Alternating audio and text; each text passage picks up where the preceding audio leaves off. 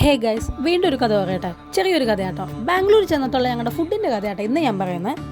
Food കഴിക്കാൻ വേണ്ടിയിട്ട് ഞാനും എൻ്റെ അമ്മക്കുരുവിയും കൂടി ആയിട്ടാണ് പോയത്. അതായത് വേരു ഇവളാണെന്നുണ്ടെങ്കിൽ എവിടെ ഫുഡിന് റേറ്റ് കുറവുണ്ടോ അവിടേക്കേ നമ്മൾ കൊണ്ടുപോകുള്ളൂ. ഞാൻ ഇതുവരെയായിട്ട് എഗ് റൈസ് കഴിച്ചിട്ടില്ല കേട്ടോ. ബാംഗ്ലൂരിൽ ചെന്നിട്ട് എഗ് റൈസ് കഴിച്ചില്ലെങ്കിൽ അത് മോശമല്ലേ. അങ്ങനെ തേടി പിടിച്ച് ഒരു ആൻറ്റിയുടെ അങ്കിളുടെ കടയിൽ ചെന്നിട്ടോ.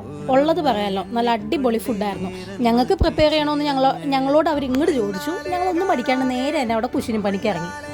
ഞങ്ങളുടെ പണിയുടെ ആത്മാർത്ഥത കണ്ടിട്ടാണോ എന്ന് അറിയാൻ പാടില്ല, അവർ 50 രൂപ കുറച്ചാട്ടോ ഞങ്ങൾക്ക് ഫുഡ് തന്നതും. കുറച്ചു നേരം അവരോട് ഇരുന്ന് കത്തിയടിച്ചും അവരുടെ സ്നേഹമൊക്കെ ഏറ്റുവാങ്ങിയും ഞങ്ങളുടെ പണി നല്ല അന്തസ്സായിട്ട് തുടർന്നുകൊണ്ടിരുന്നു കേട്ടോ. ഇതിപ്പോൾ ഞങ്ങളുടെ ആത്മാർത്ഥത കണ്ടപ്പോൾ അവർ തന്നെ വിചാരിച്ചു അവരുടെ കടയാണോ ഞങ്ങളുടെ കടയാണോ എന്ന്. അത്രയും സിൻസിയർ ആയിട്ടായിരുന്നു ഞങ്ങളവിടെ പണിയെടുത്തുകൊണ്ടിരുന്നത്. ഉള്ളത് പറയാട്ടോ, നല്ല അടിപൊളി ഫുഡായിരുന്നു കേട്ടോ. പറയാതിരിക്കാൻ തന്നെ വയ്യ. അവർക്കും ഞങ്ങളോട് നല്ല കാര്യമായിരുന്നു എന്ന് തോന്നുന്നു.